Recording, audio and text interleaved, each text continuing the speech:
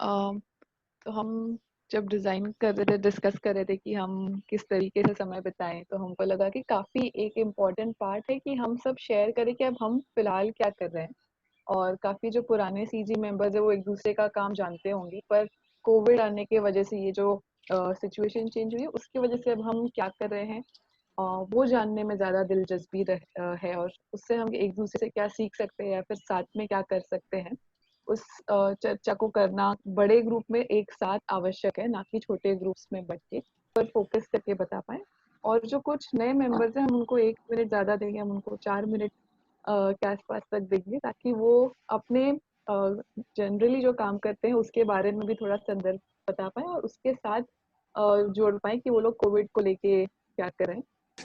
Okay, so I will let Sabya talk about the RRA network because I think he's better to do that.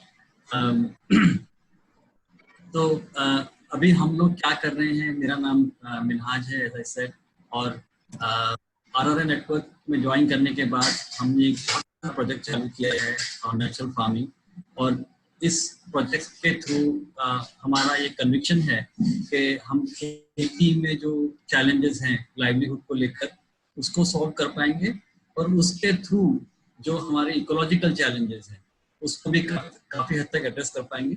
और हम लोग का ये conviction है कि ये करने से एक स्टैंड मिलेगा टू रिवाइव रूरल इंडिया। ये एक फोकस है हमारा।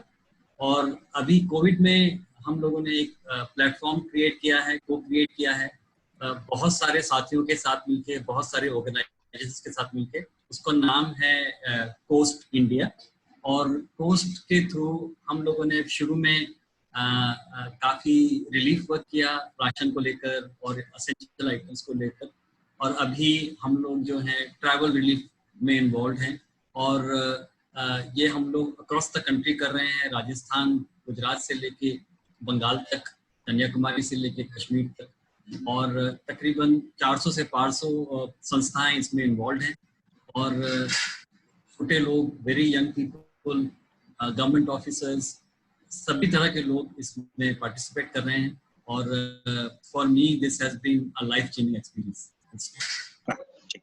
ओके, हम लोग एक नेटवर्क में हैं जिसका नाम रिवाइटलाइजिंग रेनफेड एग्रीकल्चर नेटवर्क है, और मैं वासन करके जो ऑर्गेनाइजेशन है उसके साथ जुड़ा हुआ हूँ, water set support services and activity network. मैं हैदराबाद में बेस्ड हूँ। RRA नेटवर्क में जो कोविड के बाद, कोविड के संदर्भ में जो चर्चा चला, उसमें हम लोगों ने प्राइमरीली देखा, जो बात काफी दिनों से सिविल सोसाइटी कर रहे थे, हम लोग RRA नेटवर्क में भी कर रहे थे, जो हमें सस्टेनेबिलिटी और एग्रीकल्चर में crop system, crop life stock integration के ऊपर काम करना चाहिए।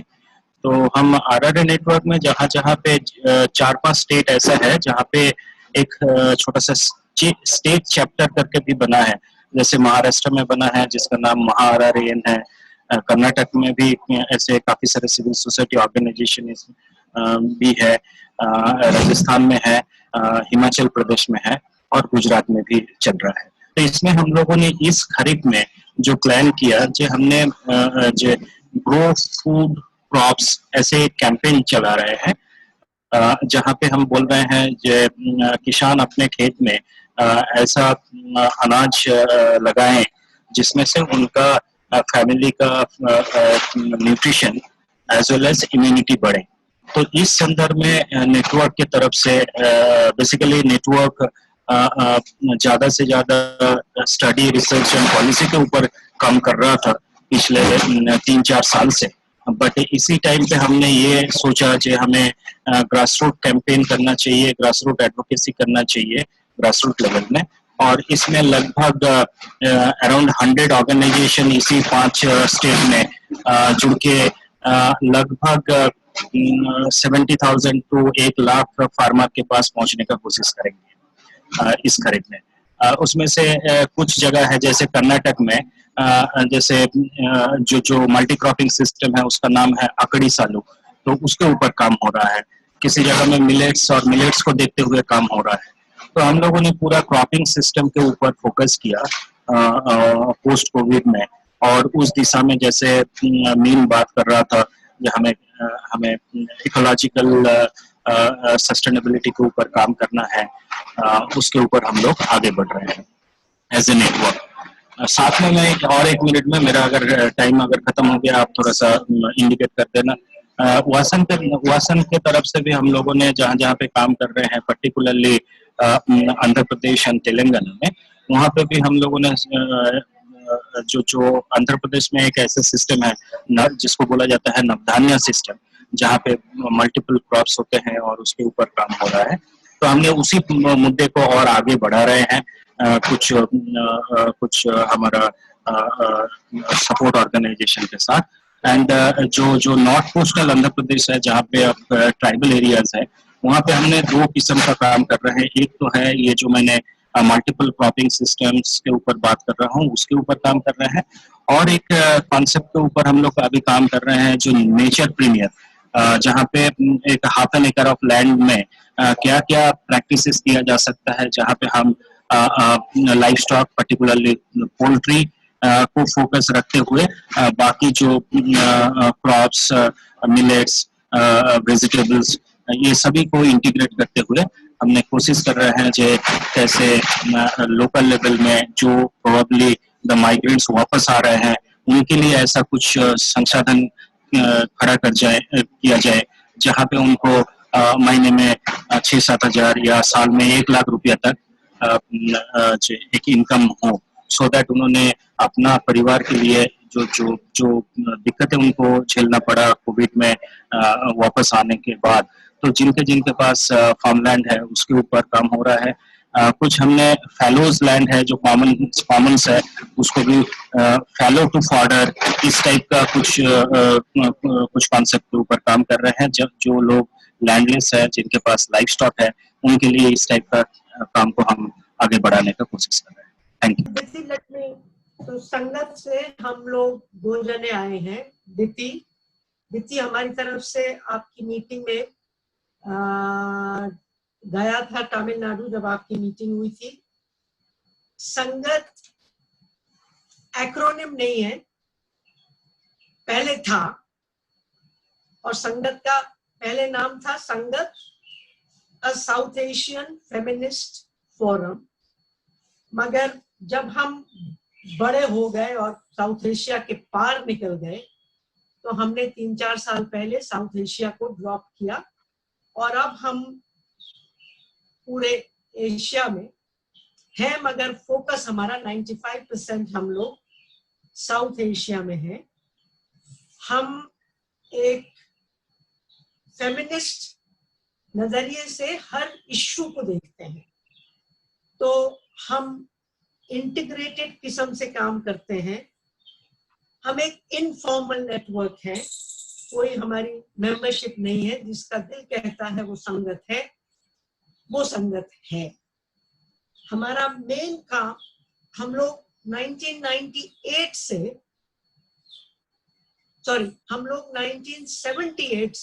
42 इयर्स अगो ये साउथ एशियन लेवल पर इस प्रकार का काम कर रहे हैं, और संगत फॉर्मली फॉर्म हुआ 1998 में। तो 20 साल के बाद हमारा मेन काम है कैपेसिटी बिल्डिंग, एक नारीवादी फेमिनिस्ट नजरिए से हर इश्यू पर बातचीत करना। और किसकी कैपेसिटी? उन लोगों की जो एनजीओज के through, peoples campaigns, peoples movements के थ्रू किसी भी इश्यू पर काम कर रहे हैं जो साउथ एशिया में जरूरी है। हमारे जो कोर्सेज होते हैं साल में, आजकल 4 बड़े कोर्सेज होते हैं, 4 नहीं अब तो 5 हो गए। एक इंग्लिश का कोर्स होता है एशियन लेवल का, 1 महीने का, जिसमें हम 1 महीना इकट्ठे रहते हैं।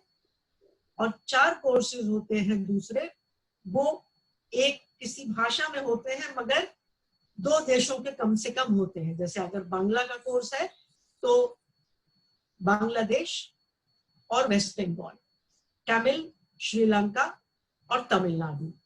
हिंदी पाकिस्तान, नेपाल और इंडिया का होना था, मगर के कारण पाकिस्तान नहीं आ सकता, इस वजह से वो नहीं होता। इसलिए अब हमने एक उर्दू कोर्स सिर्फ पाकिस्तान में शुरू किया है और एक सिंधी कोर्स भी पाकिस्तान में शुरू किया है। पहले इन सब कोर्सेज में सिर्फ औरतें आती थी, मगर अब बहुत से कोर्सेज में ट्रांसजेंडर्स को हमने लेना किया है और एक दो कोर्सेज में हमने मर्दों को भी लेना शुरू किया है। तो जब हम एक महीना या 15 दिन एक दूसरे के साथ रहते हैं तो अक्सर जिंदगी भर की दोस्तियां हो जाती हैं। और संगत का जो मेन प्रिंसिपल है वो एक 4 लेटर वर्ड है, बदनाम वर्ड है, जो डेवलपमेंट वालों ने छोड़ दिया है, कभी इस्तेमाल नहीं किया। हम करते हैं उसको बेशर्मी से, और वो 4 लेटर वर्ड है लव। हमारा सारा काम लव आधारित है, मोहब्बत और दोस्ती आधारित है। और हमें लगता है कि अगर मोहब्बत होगी, और मोहब्बत क्या है हम उसको ऑफ कोर्स डिफाइन करते हैं और हम पर काम करते हैं।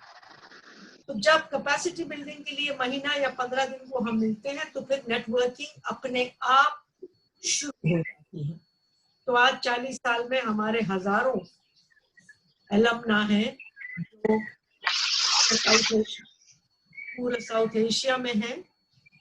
तो नेटवर्किंग हमारी वक्त चलती है, मगर हम मिल नहीं पाते क्योंकि हम साउथ एशियन हैं। मैंने अपनी जिंदगी में देखा है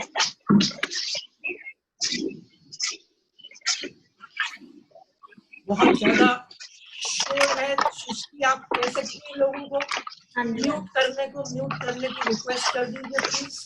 बबलू जी, आपका माइक ऑन है, तो आप अगर म्यूट कर और जिनको कोई जॉन आप बुक्स हैं तो आप प्लीज उन्हें म्यूट कर दीजिए, शायद वो सुन नहीं पा रहे। Thank you.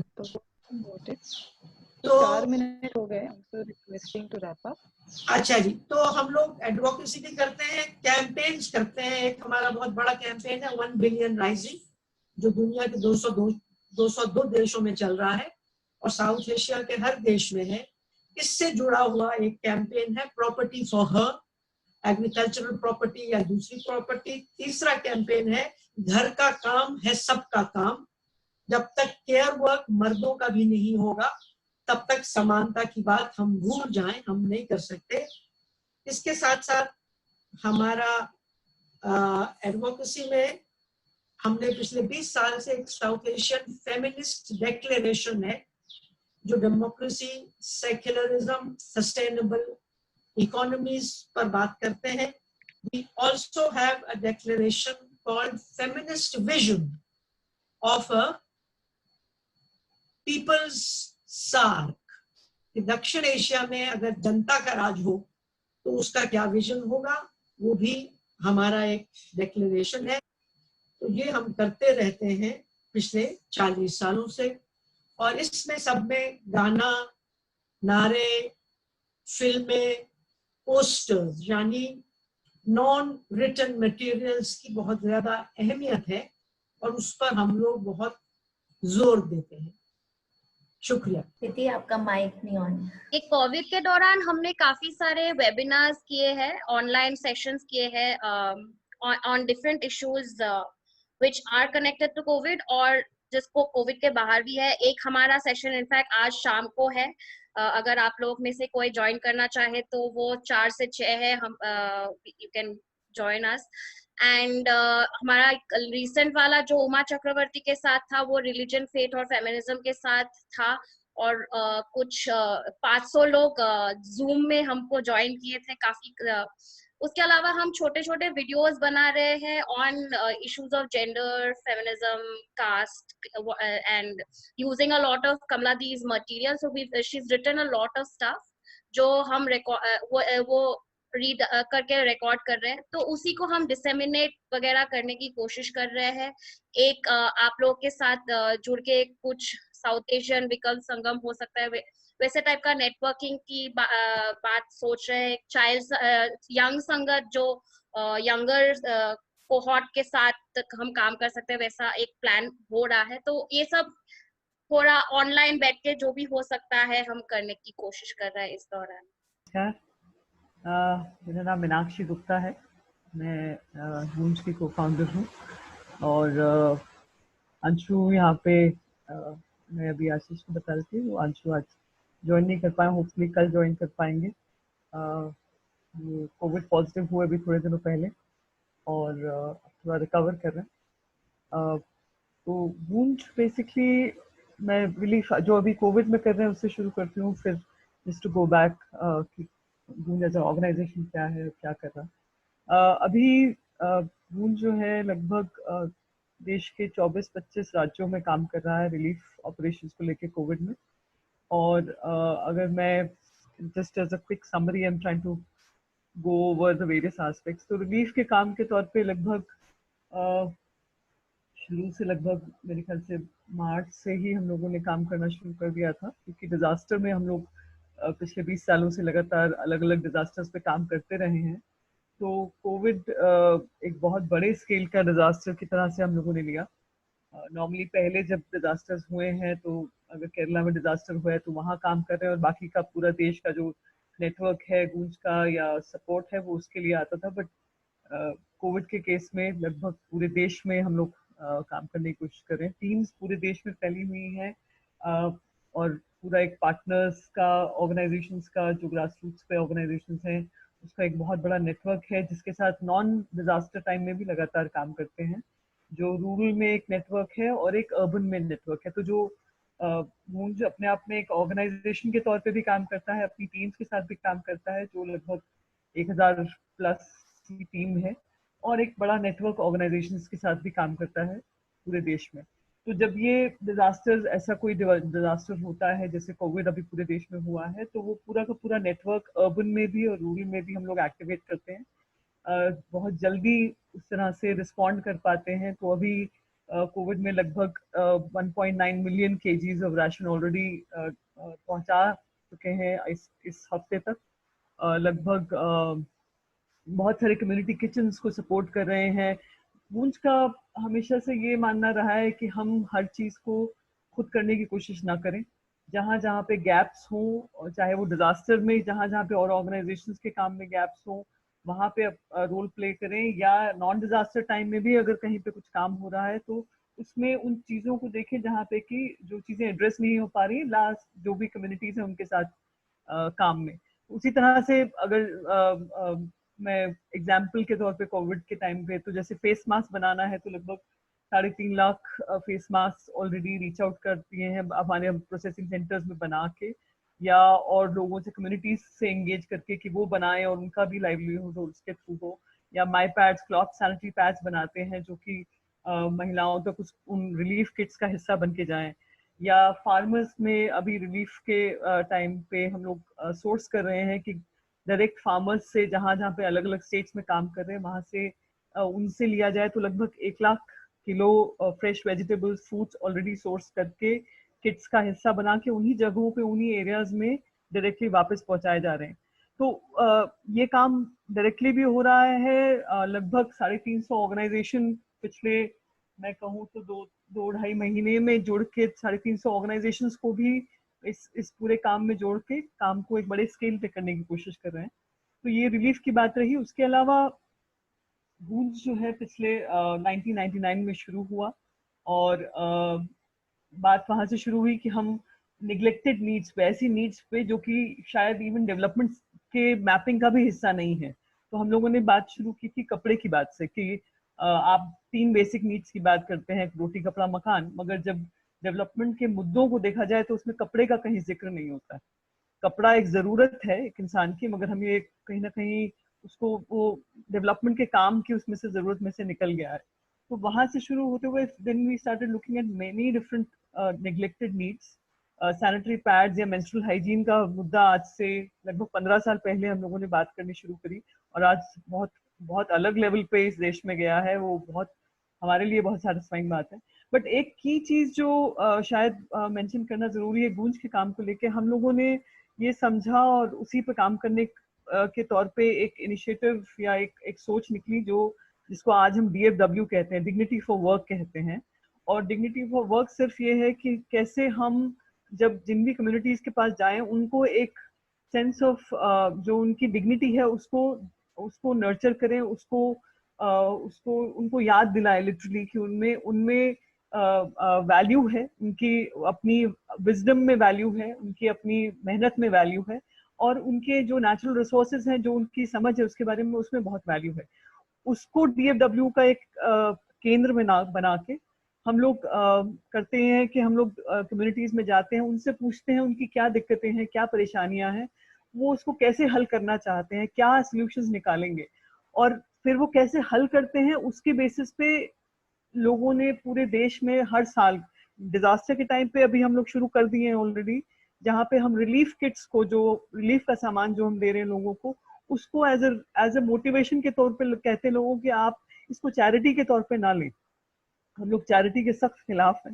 हमें लगता है कि लोगों को अपनी मेहनत, अपनी इज्जत के साथ में हर किसी चीज का डिसीजन लेने का अधिकार होना चाहिए, और उस बेसिस पे वो लोग तय करते हैं कि अच्छा हमें ये रिलीफ किट मटेरियल तो मिलेगा, मगर हम अपनी कौन सी प्रॉब्लम हल कर सकते हैं, और वो फिर उसमें कैसे हल करेंगे उसका भी डिसीजन उनके पास है, और वो हल कर रहे हैं ऑलरेडी। अगर मैं सिर्फ कोविड की बात करूं तो इस दौरान में लगभग 770 अलग अलग चीजें, एक्टिविटीज या प्रोजेक्ट्स या मुश्किलें लोगों ने अपनी हल की हैं, जिसमें लोगों ने किचन गार्डन बनाए हैं, लोगों ने अपने पॉन्ड साफ करने का काम किया है। Sorry, just also if you could wrap up. Sorry, yeah. So just to say कि वो एक मतलब एक आत्मा के तौर पे गूंज की आत्मा है कि हमारा ऐसा मानना है कि एक इंसान को जब आप उसके सेंस ऑफ वैल्यू पे लाते हैं, उसको वो याद दिलाते हैं कि उसमें वो चीजें हैं जो वैल्यूबल है, तो वो क्या से क्या कर जाता है। तो हमको ऐसा लगता है कि चैरिटी से हटा के अगर हम रिलीफ वर्क को भी अगर डिग्निटी पे ले जाएं तो उससे बहुत सारे और मुद्दों पे काम हो सकता है, अलावा इसके कि हम कोविड के लिए उनके सपोर्ट में खड़े हों। So just wrapping up on that, there's a lot of information. We'll talk about that later. Thank you. For myself, नमस्ते, मेरा नाम केजल है। मैं ब्लू रिबन नाम की संस्था से जुड़ी हुई हूँ। हम मुंबई में काम करते हैं युवाओं के साथ। कोविड के दौरान हमारी समझ से हमारे आसपास हमने देखा मुंबई में काफ़ी रिलीफ वर्क चल रहा था, तो हमने दूसरी जो हमको लगी कठिनाइयाँ जो हम देख रहे हैं आसपास कि काफ़ी सोशल इमोशनल वेलबींग और सपोर्ट की समस्या थी, और हमको लगा कि इस समय में कुछ चीज़ अगर हम कर पाते हैं तो हम युवाओं की तरह हम और युवाओं के लिए कैसे ऑनलाइन स्पेसेस बुक करें, उनके साथ सुनने के लिए जगह हो जहाँ पे वो आके अपनी दिल की बात रख पाए, वो बता पाए वो कैसा महसूस कर रहे हैं, क्या चल रहा है, क्या कठिनाइयाँ आ रही हैं। तो हम पिछले 2 महीनों में हमने काफ़ी ऐसे ऑनलाइन लिसनिंग स्पेसेस किए हैं जहाँ पर युवा आके शेयर कर पाए। उसके अलावा कुछ नेटवर्क्स के साथ जुड़ के जो कोविड रिलेटेड कॉन्वर्जेशन चल रहे हैं, हम उनको उसमें कैसे सहायता कर पाए और हम जोड़ने का काम कैसे कर पाए, उस पर फोकस कर रहे हैं। ब्लू रिबन से यहाँ पर मेरे साथ अभिषेक और Arvind, you are also here from BRM. Would you like to just add in? Go ahead. Hi, all of you. Arvind here. I'm also with the Blue Ribbon Movement. I think Kejal has pretty much added everything that we've done.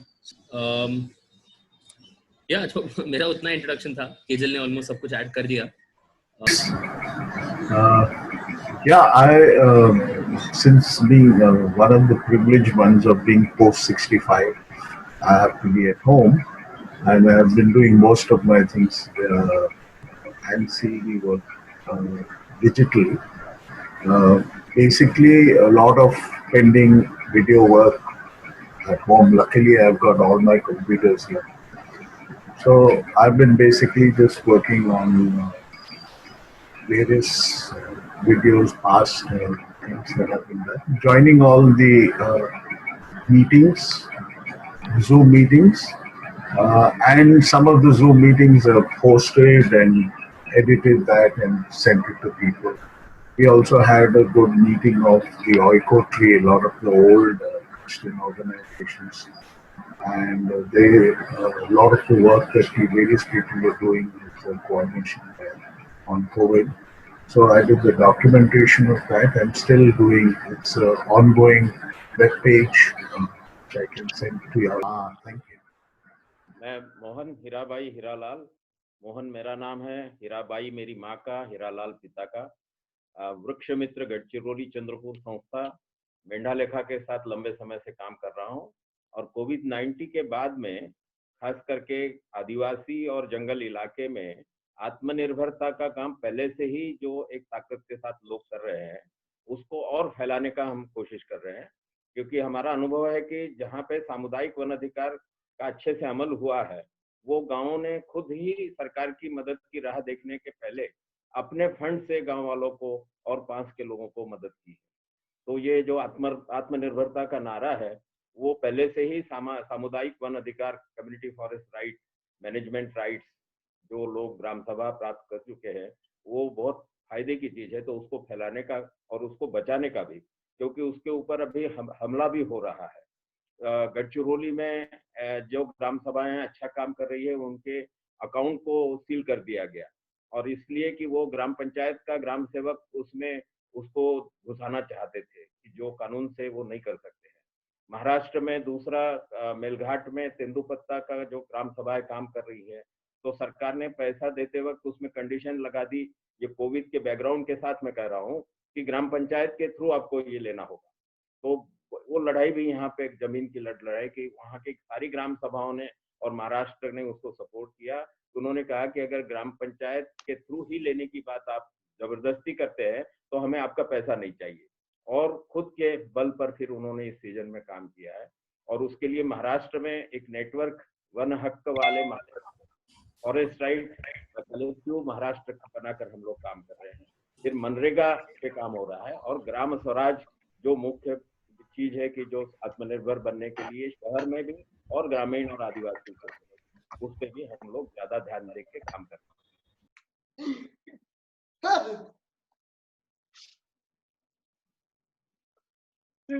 During COVID, basically we were doing relief work, and we also did a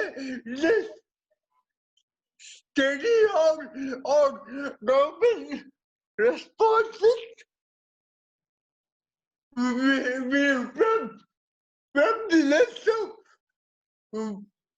people with disabilities, and it is very I'm very bad in terms of result and also in terms of planning.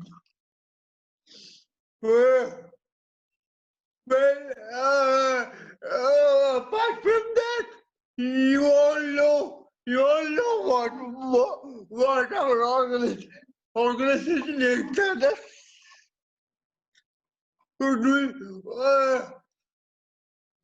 I think that's it from me. Thank you.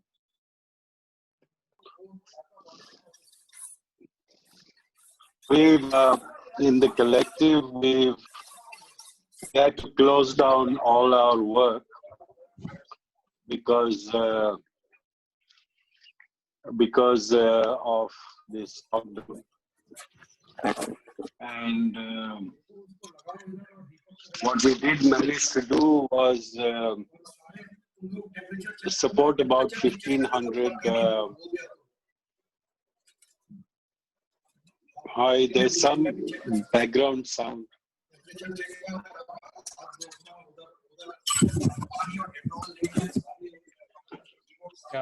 Hi, can I request some switch off your mics? Okay, I'm going to switch everybody. Soma's mic is on. Soma's mic is on. Soma, could you mute it? Okay, everybody is muted. Bablu, just unmute yourself and speak. Okay, so basically everything had to be shut down. As you know, we are working with quite a few cooperatives. So all the work had to be stopped, all the business enterprises had to close down. So we raised about, I think about 30 or 35 lakhs. and then supported about 15 or 1600 migrant laborers who were stuck here in and around our villages. We were actually quite surprised to find so many migrant laborers in a place like Anandpur. They were not people who were traveling from Bangalore or Yelahanka or anywhere to the north or south. These were people who were locally migrant laborers from all over the place, from Bengal, Bihar, Jharkhand.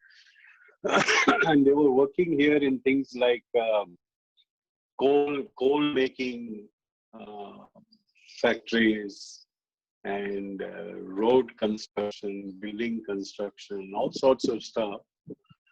And so we had to identify them, and then we also helped in setting up a couple of quarantine centers, supporting the government.